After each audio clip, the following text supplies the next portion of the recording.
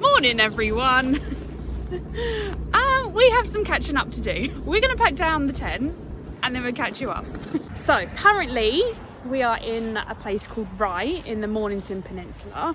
But if we rewind to catch you up on like everything that's happened over the last 3 months. So after leaving our jobs in Flinders Ranges, we made our way to Melbourne, driving through all the country towns and along the way getting ourselves a little burnt. Timing it perfectly for when my mum and dad were due to visit Australia.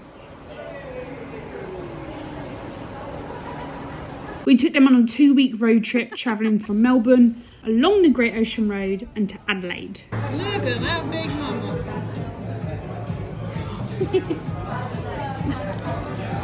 While this was happening, we were still on the hunt for a job, and luckily we found one on the last day of the trip. So after dropping my parents off at the airport, we made our way back to the Great Ocean Road to start this new job. Over the next 2.5 months, we take advantage of the area, spending time in Torquay, the Otways and Lorne. We spent a day at Bells Beach for the opening of the World Surf League Championship Tour. And an evening in Melbourne to see our first AFL game with friends. We even squeezed in a week in Bali with friends too. When mid-May came around, the hours at work dropped, and not seeing much point in staying, we made the decision to pack up and leave.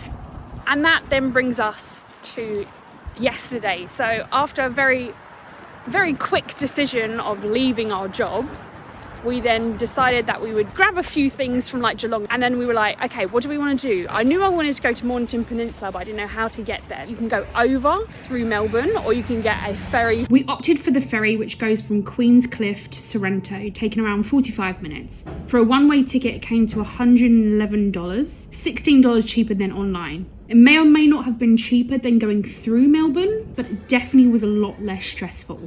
By the time we arrived at our campsite, it was dark and it was raining. Like, we didn't romanticize camping whatsoever. Just arrived at our campsite. It's going dark and it's actually raining, so things are going great.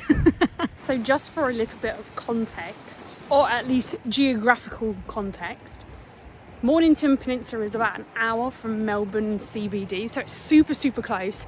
It is like one of the best things to do for families over summer, but because we're in winter, it's probably not the greatest time in, but it just means that no one's here, which I think is kind of a bonus.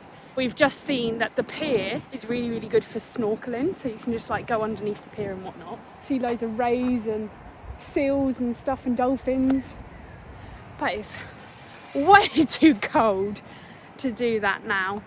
But never mind, at least we know if we ever was to come back. So from Rye, we have driven to Port Nepean National Park. We did try and attempt to get to the Millionaire's Walk.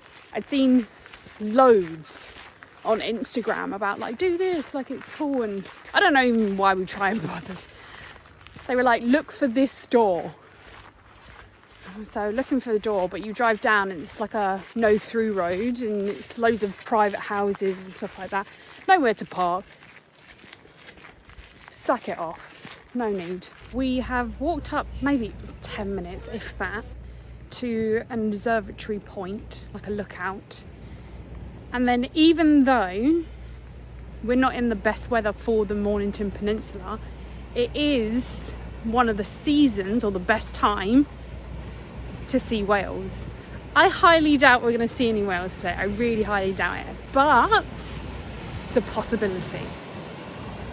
I doubt you can see it, but like way over there is the ferry, which we got on yesterday. Charlie has also pointed out the Bass Strait. I'm hoping the camera is picking up how rough the sea is, but from where I am, you can really see a big difference. But yeah, this is nice. There's no one here. Maybe like one other family, but windy. So just made it to Cheviot Hill.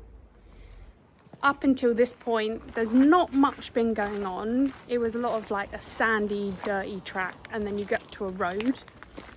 Didn't realise actually that you can get a bus, but I think Charlie said what you said, it was $12 per adult. And obviously it's every 30 minutes. That's not too bad, is it? But We're okay, we'll walk it. It's only supposed to be like I think on there it said, 2.k?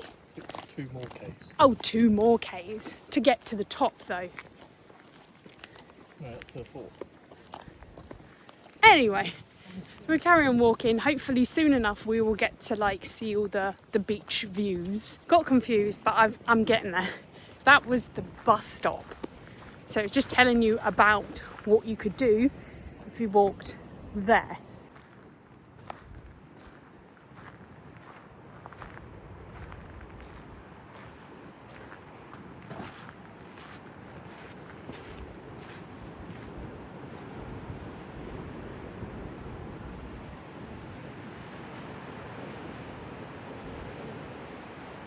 So a little bit further up from the last bus stop is another bus stop called Harold Holt Memorial. So this was actually the Prime Minister who disappeared. He went missing, and it was like somewhere in this water, and we got there and you can see how treacherous it is. But it also does have a little bit more information about like shipwrecks that have gone down, marine life that are living like in this area. And the one that I particularly liked is it said that 30,000 years ago you could walk to Tasmania from here, but that was the last ice age or something like that.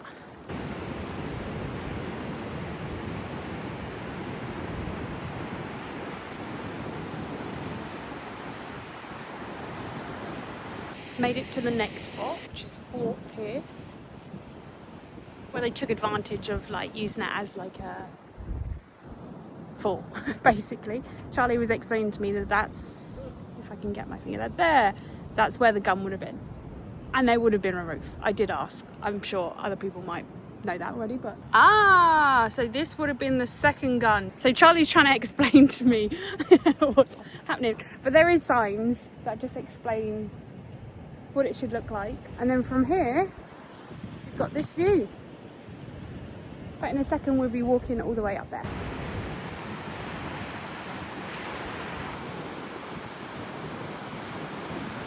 Once you've reached the top, you come across tunnels that lead to multiple gun emplacements and observation posts. And I've got to say, I was super impressed with this.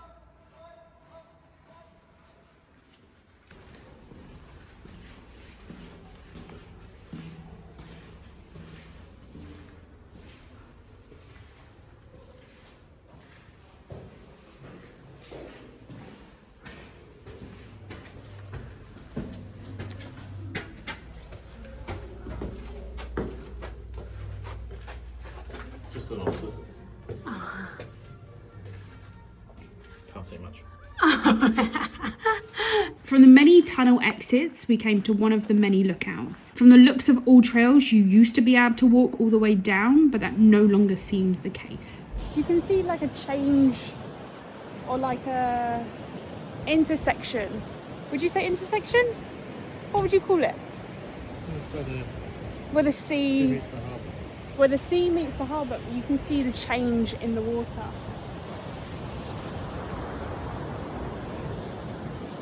And then so that little bit there is like the harbour. That's not little bit.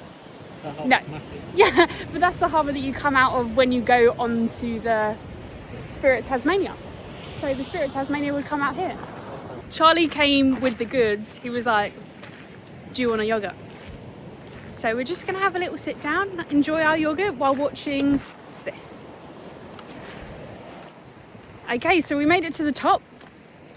Very impressed actually. That tunnel system, so good.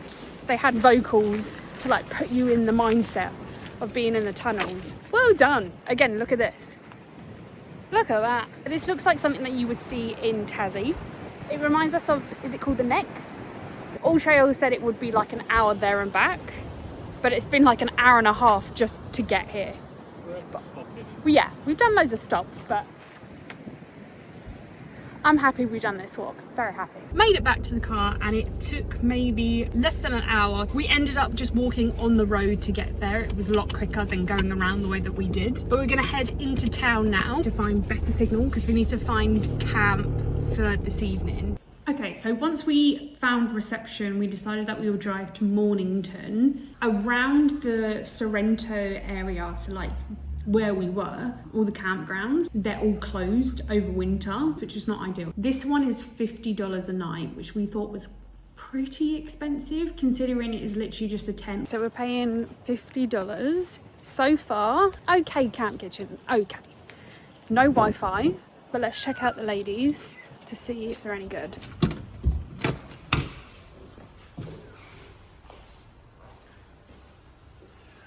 Okay, they're clean, they're nice. It's alright, but still off-season $50 for a tent. But we paid it. We can't complain. We've gone our separate ways. So my job is to prep the food and now it is cook, but I don't know why I got left to do that. And Charlie's putting up the tent because currently it is dry.